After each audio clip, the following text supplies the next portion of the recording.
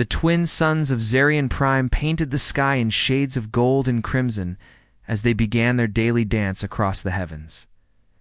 Below, in the vast meditation gardens that stretched between the floating crystal spires, thousands of Cathara had gathered in perfect silence. Their pale blue skins seemed to glow in the morning light, and their large, silver eyes reflected the colors of the sky above. Elder Vashtim knelt at the center of the gathering. His long silver robes spread around him like water. His ancient hands rested on the viewing stone, a massive crystal that had been passed down through countless generations. The stone hummed with a soft, musical tone that seemed to resonate with the very air around it. For 3 full cycles, the Cathara had maintained this vigil, waiting for the prophecy to unfold. The prophecy was old, older than their floating cities, older than their quantum gardens. It spoke of beings who would come from the void between, stars, beings of great power, who would guide the Cathara to the next stage of their spiritual evolution. The sky gods, as they were called in the ancient texts, would arrive when the twin suns aligned with the constellation of the eternal spiral. Today was that day. A young Cathara named Lyra Ven approached the elder with careful steps. Her movements were graceful, like a dancer moving through water. "Elder," she whispered, her voice barely audible above the humming of the viewing stone, "the signs are perfect. The suns have aligned, and the spiral constellation shines bright in the morning sky." Vashtim nodded slowly, his eyes never leaving the crystal surface before him. Within its depths, swirling patterns of light moved like living things, showing glimpses of distant space, of moving objects among the stars. "They come," he said simply. "After 10,000 cycles of waiting, they finally come." The first sign was a flash of light in the purple sky above, then another and another. The Cathara looked up in wonder as bright streaks began to appear, growing larger and brighter with each passing moment. These were not meteorites or space debris. These were ships, massive metal vessels that reflected the sunlight like mirrors. The human fleet broke through the atmosphere with tremendous force, their engines roaring like thunder across the peaceful world. The lead ship was enormous, its hull scarred by countless journeys through the void. Smaller ships followed, their weapon systems clearly visible even from the ground below. Admiral Kim Jae-ho stood on the bridge of his flagship, watching the alien world grow larger on his screens. He was a man in his 50s, with gray hair and deep lines around his eyes that spoke of years spent in the darkness of space.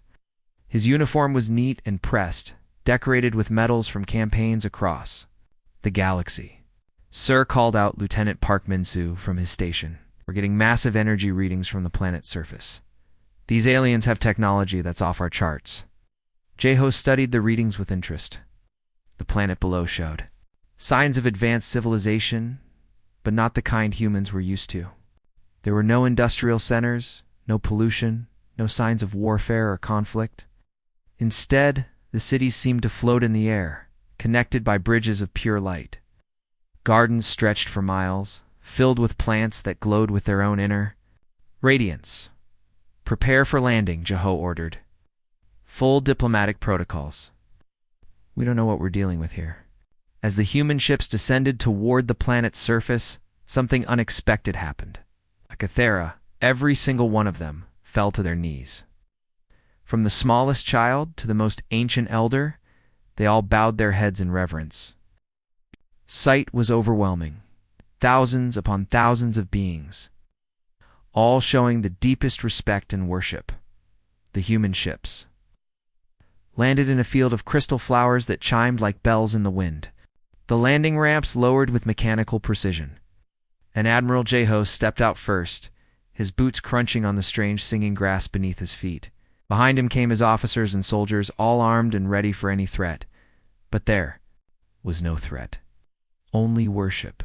Elder Vashtim rose from his position at the viewing stone and began to walk toward the landed ships. His movements were slow and ceremonial, and with each step, more Cathara joined him. They carried gifts, flowers that sparkled like diamonds, crystals that hummed with inner music, and small devices that seemed to bend light around them. Admiral Lieutenant Parkman Sue whispered, his voice filled with amazement. They think we're gods. Jeho's mind raced as he processed this information. These beings, clearly more advanced than humans in many ways, were treating them as divine beings. The implications were staggering. If they believed humans were gods, then cooperation would be easy. Resources could be obtained without conflict. Technology could be shared willingly. Elder Vashtam finally reached the human group and fell to his knees before Admiral Jeho. His silver eyes were filled with tears of joy, and his hands trembled as he reached out to touch the human's boots. "Blessed sky gods," he said, his voice carrying across the silent field. "We have waited 10,000 cycles for your arrival. Our sacred texts told us you would come, bringing wisdom and guidance to lift us to higher planes of existence. Please accept our world as your humble servants. Everything we have, everything we are, is yours to command." The weight of the moment settled on Jeho's shoulders. These beings were offering him everything, their planet, their technology, their very lives. All because they believed he was a god. Dr. Choi Soon-ki sat at his desk in what the Kithara called the Temple of Knowledge, but what was really a research facility built inside a hollowed-out mountain. The walls around him were covered with screens showing data streams, mineral analyses, and technological blueprints that would have made Earth's greatest scientists weep with envy. His hands shook slightly as he typed another report about the divine gifts the Kithara had brought them that morning. The device sitting on the table before him looked simple enough, a small crystal cube that hummed with soft blue light. But what it could do was impossible by human standards. The Kithara had demonstrated how it could change, lead into gold, how it could turn water into any element on the periodic table, how it could even create new forms of matter that had never existed before. They had given it to the humans as a gift, believing they were offering tribute to their gods. Soon-ki rubbed his tired eyes and looked out the window at the Kithara workers below. They moved with perfect coordination, their pale blue skin glistening in the sunlight as they carried loads of precious metals from the mining sites. They sang as they worked, their voices creating harmonies that seemed to make the very air shimmer. These beings had no concept of slavery or forced labor. They worked because they believed it was their sacred duty to serve their gods. Admiral Kim Jae-ho had been clever in his deception. Within weeks of landing, he had established what he called sacred temples all across Zarian Prime, to the Kithara. These were holy sites where their gods performed miracles. In reality, they were mining operations, research stations, and communication centers that sent constant streams of data back to Earth. The Kithara had even helped build them, using their advanced technology to create structures that could extract resources at rates that human equipment could never match. The door to Sunki's laboratory slid open with a soft chime, and a young Kithara named Kelmyra entered. She was barely an adult by her people's standards, with large silver eyes that sparkled with intelligence and curiosity. In her hands, she carried a small box made of what looked like crystallized light.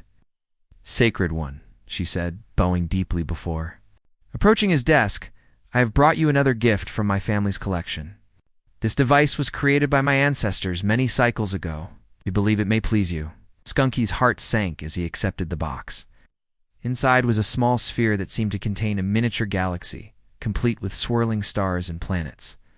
As he watched, the sphere began to project a holographic display showing the molecular structure of various compounds.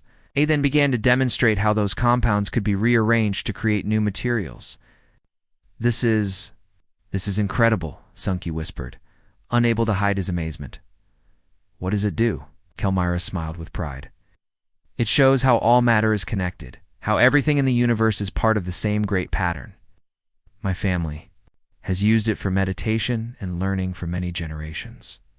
We hope it will help you in your divine work." The young Kithora's innocent faith made Sunki feel sick. This device was worth more than most planets in the human empire. She was giving it away like a child offering flowers to a parent.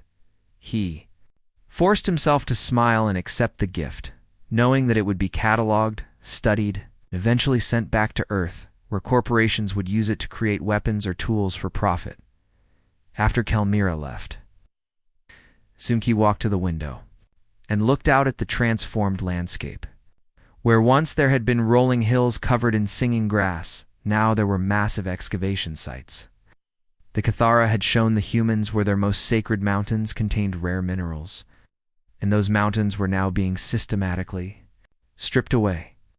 The beings who had lived in harmony with their world for thousands of years were helping to destroy it, all because they believed they were serving divine beings. The communication panel on his desk buzzed with an incoming message from Earth. Sunki reluctantly activated it, knowing what he would find. The message was from the Colonial Development Corporation, the same company that had funded this expedition. The words on the screen made his stomach turn. Extraction rates are exceeding all projections. Recommend immediate expansion of operations. New mining sites should be established in the southern continent. Local cooperation remains excellent. Continue current deception protocols. Profit margins are unprecedented. Sunki deleted the message and walked to his door. He could hear voices coming from the main conference room. Admiral Jeho was meeting with his senior staff. Sunki approached quietly and listened from the corridor. "Sir," he heard Sergeant Lee Hana saying, "some of the troops are getting uncomfortable with this whole situation. These aliens are treating us like gods, and we're basically stealing everything they have." Stealing, Jeho's voice was cold and sharp. "Sergeant, these beings are offering us these resources freely. They want to give them to us. We're not taking anything by force. But, sir, they only want to give them to us because they think we're divine beings. If they knew the truth, Sergeant, is that these resources will advance humanity by centuries. The technology we're gathering here will solve energy problems, medical issues, and scientific challenges that have plagued our species for generations. Sometimes, the greater good requires difficult choices." Sunki heard footsteps approaching and quickly returned to his laboratory. Through his window, he could see Cathara children playing in the gardens below, their laughter mixing with the mechanical sounds of the mining equipment. They had no idea that their world was being consumed, that their trust was being used as a weapon against them. The crystal cube on his desk continued to hum softly, a reminder of the price of human progress. The transport ship from Earth landed. With a thunderous roar that shook the ground for miles around, Corporate Director Yoon Sang-woo stepped out onto the scarred surface of what had once been Zarian Prime's most beautiful continent. Where crystal spires had once reached toward the sky, now only twisted metal structures stood like broken teeth against the purple horizon. The singing grass had been replaced by muddy tracks left by massive mining machines, and the air itself seemed heavy with dust and smoke. Sang-woo was a thin man with sharp eyes and expensive clothes that looked out of place on the ruined world. He carried a briefcase filled with new orders from Earth, orders that would push the extraction operations to their absolute limits. Behind him walked a team of corporate executives, all wearing protective masks to filter the polluted air. Admiral Kim Jae-ho met them at the landing site, his uniform now stained with the dust of 3 continents. His face had grown harder over the months, his eyes colder. The weight of command and the constant stream of orders from Earth had changed him into something the Cathara would no longer recognize as the god they had welcomed. "Director Jae-ho," said, extending his hand in greeting. "Welcome to Zarian Prime. I trust your journey from Earth was comfortable." Sang-woo shook the Admiral's hand briefly, then opened his briefcase. "Admiral, the Board of Directors has reviewed your progress reports. While extraction rates have been impressive, they're not sufficient. We need complete resource extraction. Within 2 solar cycles, every valuable mineral, every piece of useful technology, everything of worth must be harvested and shipped to Earth." The Admiral looked out at the massive mining operations that stretched to the horizon. Giant machines moved like metal beasts across the landscape, their mechanical arms tearing into the earth with relentless efficiency. The Cathara worked alongside the machines, their pale blue skin now gray with dust, their silver eyes dim with exhaustion. Yet they continued to work, continued to believe they were serving divine beings.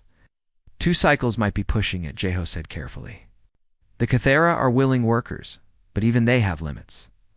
And we're starting to see some complications. Lieutenant Park Min-soo stood in the observation tower that overlooked the main mining complex. From his position, he could see the entire operation spread out below him like a massive wound in the planet's surface. The tower shook constantly from the vibrations of the mining equipment, and the windows were covered with a thin layer of dust that made everything look hazy and distant. But what disturbed him most was the sound of children's laughter below. In the shadow of a massive extraction machine that was tearing apart a mountain, a group of young Cathara were playing. They had created a game with pieces of broken crystal, tossing them back and forth while singing one of their traditional songs. Their voices rose above the mechanical noise. Pure and clear and heartbreakingly innocent, Min-soo had been watching these children for weeks now. They came every day to play in the same spot, even as the mining operations destroyed more and more of their world around them. Their parents worked at the extraction sites, believing they were performing sacred duties for their gods. The children seemed to accept this as normal. But Min-soo had begun to notice changes in their behavior. Yesterday, a little girl named Tiravin had asked him a question that he couldn't forget. "Sacred One," she had said, looking up at him with those large silver eyes. "Why do the gods need to take our mountains away? The old stories say that when the gods come, they will make everything beautiful and new. But everything keeps getting more broken." Min-soo had not known how to answer her. He had mumbled something about divine plans being beyond mortal understanding, but the question had haunted him ever since. How could he explain to a child that her gods were not gods at all, but creatures who were slowly destroying everything she had ever known? The Cathara had begun asking similar questions. Some of the younger adults had started gathering in small groups, speaking in hushed voices about the changes they were seeing. They talked about the prophecies, about how the ancient texts spoke of renewal and growth, not destruction and decay. A few had even begun to suggest that perhaps their gods were not what they seemed. These whispers had reached the ears of Elder Vashtam, who had grown increasingly troubled by what he saw happening to his world. The elder was ancient even by Cathara standards, and his long life had given him wisdom that the younger members of his species lacked. He had begun to notice inconsistencies in the human's behavior, small details that didn't match the divine nature he had expected. Finally, the old elder had gathered his courage and approached Admiral Jeho directly. The meeting took place in what the humans called the Temple of Command, but which was really the main administrative center for the mining operations. Vashtam had walked slowly through the corridors, his silver robes trailing behind him, his ancient hands trembling slightly with age and nervousness. "Great Sky God," he had said, bowing deeply before the Admiral, "I come to you with questions that trouble my people. Sacred prophecies speak of renewal, of growth, of a golden age when the gods arrive. But our world grows more damaged each day. The mountains are disappearing, the crystal forests are dying, and the very air we breathe has become difficult to process. Are these trials necessary for our enlightenment?" The Admiral's response had been swift and brutal. His face had darkened with anger, and his voice had carried the cold authority of someone who would not be questioned. Elder Jeho had said, "The gods are testing your faith. Those who question divine will are not worthy of enlightenment. There are members of your people who have spoken against the sacred work we are doing here. They are heretics, and they must be punished." Velnea moved through the temple of sacred communication with the quiet grace that all Cathara possessed. She was young, barely past her first century of life, with silver eyes that still held the wonder of youth despite the changes happening to her world. Her job was simple: clean the sacred spaces where the gods received messages from the heavens, maintain the holy devices that connected the sky gods to their divine realm. The temple was really a communication center, though Velnea didn't know that. To her, it was a place of mystery and power, where the gods performed miracles of speech. Across impossible distances, she had been chosen for this honor because of her family's long history of faithful service. And she took great pride in keeping every surface spotless and every device properly maintained as she cleaned the main chamber. Her cloth caught on a small black box that sat on one of the tables. The box had been left there by Lieutenant Park Min-soo, who had been rushing to a meeting and forgotten to turn it off. The device was a standard military communication unit, nothing special by human standards, but to Velnea, It was a sacred artifact that deserved careful attention. She picked up the box to clean around it, and as she did, voices began to speak from within. At first she thought she was hearing the gods speaking to each other, and she felt blessed to witness such a divine conversation. But as she listened more carefully, the words she heard began to confuse her. Double quotes. "These stupid aliens will work themselves to death if we let them," came a voice she recognized as belonging to one of the sky gods. "They actually think we're divine beings. It's almost too easy." Another voice, one she didn't recognize, replied, with laughter, "The profit margins on this operation are incredible. Corporate is going to love the quarterly reports. We're extracting resources at rates that would have been impossible with our own equipment." Velnea's hands began to shake as she continued to listen. The words the gods were using made no sense to her. What were profit margins? What did corporate mean? Why were they talking about the Cathara as if they were separate from the gods themselves? "How much longer do you think we can keep this up?" the first voice asked. "Some of the aliens are starting to ask questions." Elder Vashtam seemed suspicious when he came to see the Admiral yesterday. "Doesn't matter," the second voice replied. "We've got military superiority, and they're completely dependent on us now. Even if they figured out the truth, what could they do? They're a peaceful species. They don't even have weapons." The conversation continued, but Velnea had heard enough. The voices were talking about her people as if they were things to be used, not beings to be guided toward enlightenment. They spoke of deception, of lies, of using the Kithara's faith as a tool for exploitation. Gods were not gods at all. They were something else, something that had come to her world not to help but to hurt. Velnea dropped the cleaning cloth and ran from the temple, her heart pounding with a mixture of fear and disbelief. She ran through the crystal corridors of her city, past the floating gardens that were now withering from pollution, past the meditation chambers where her people still gathered to pray for guidance from beings who were destroying them. She found her friend Killarin in the archives, studying the old prophecies as she did every day. Killarin was older, wiser, and had always been someone Velnea trusted completely. Without preamble, Velnea told her friend everything she had heard. At first, Killarin refused to believe it. The idea that the sky gods were not divine beings was so impossible, so contrary to everything they had ever known, that her mind simply couldn't accept it. But as Velnea repeated the exact words she had heard, describing details that no young Cathara should have known, Killarin's skepticism began to crack. "We must tell the others," Killarin said finally, her voice barely above a whisper. "If what you say is true, then everything we have done, everything we have given them, has been based on lies." The revelation spread through Cathara society like fire through dry grass. Within hours, every adult on the planet knew the truth. The beings they had worshipped as gods were parasites, destroyers who had used their faith as a weapon against them. The peaceful species, who had never known war or violence in their entire recorded history, felt something completely new and terrifying rising within them. It was rage. Dr. Choi Soon-Ki had been held in detention for 3 days when the Cathara came for him. They moved through the human facility like ghosts, their advanced technology allowing them to pass through walls and disable security systems without triggering a single alarm. The soldiers guarding him simply fell asleep at their posts, overcome by some kind of neural field that the Cathara projected. When Sun-Ki woke up, he was lying in a crystal chamber deep beneath the surface of Zarian Prime. The walls around him pulsed with soft light, and the air itself seemed to sing with harmonious frequencies. But the faces looking down at him were not the gentle, trusting faces he remembered from his early days on the planet. Elder Vashtam stood beside his bed, but the ancient being's eyes had changed. Where once there had been serene wisdom and infinite patience, now there was something cold and calculating.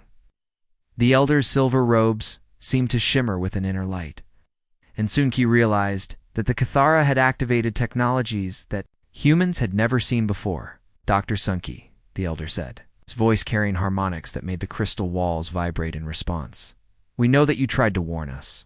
We know that you are not like the others of your kind, but we must ask you to explain something to us." Sun-Ki sat up slowly, his body still weak from whatever the Kithara had used to extract him from human custody. "What do you want to know?" "Trusted you," Vashtim said, and his voice carried the weight of 10,000 years of broken faith. "We gave you everything. Our sacred technologies, our resources, our devotion. We opened our world to you, showed you our most precious secrets, treated you as the divine beings we believed you to be, and you used it all to destroy us." The elder moved closer, and Sunki could see tears flowing down the ancient being's face. But these were not tears of sadness. They were tears of rage. "We want to understand," Vashtim continued, "how beings capable of such deception can exist. How creatures who appear to be intelligent and civilized can be so... evil." Pasunki tried to find words to explain humanity's capacity for cruelty, for greed, for the endless hunger that drove them to consume everything they touched. But as he looked into the elder's eyes, he realized that explanations were no longer enough. The Kithara had begun to activate technologies they had kept hidden, not from secrecy, but simply because humans had never asked about their true capabilities. The morning of the 7th day, after the revelation began like any other, Admiral Kim Jae-ho stood on the bridge of his flagship, drinking coffee and reviewing the daily reports from the mining operations. The extraction rates were still excellent, and the Kithara were still working without complaint. His officers had assured him that the recent unrest among the aliens was under control, that a few public executions had restored order to the workforce. He was wrong. At exactly 0800 hours, every piece of human technology on Zirian Prime simply stopped working. Not broken, not damaged, just stopped. The mining machines fell silent, the communication arrays went dark, and the weapon systems that had kept the human forces safe for months became nothing more than expensive metal sculptures. "Sir," Lieutenant Park Min-soo called from his station, his voice tight with worry, "we've lost all contact with the surface teams. Every single communication channel is dead." Jae-ho set down his coffee cup and walked to the main display screen. The planet below looked peaceful from orbit, its purple sky and crystal cities gleaming in the light of the twin suns. But something was wrong. The air itself seemed to shimmer with an energy that made his eyes water to look at directly.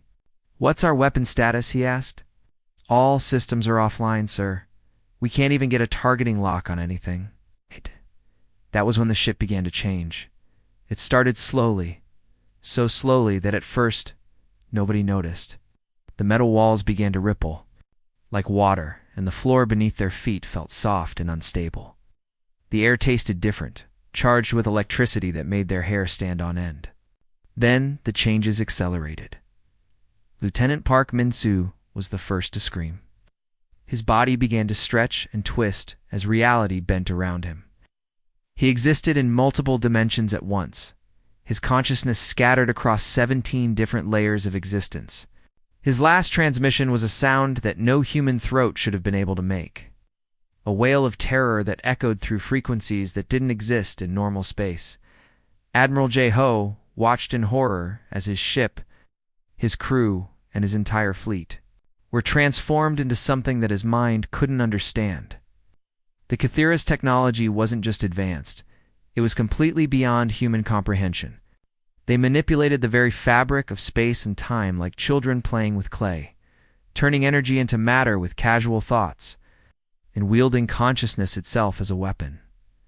On the surface of the planet, Corporate Director Yoon Sang-woo experienced his own version of hell.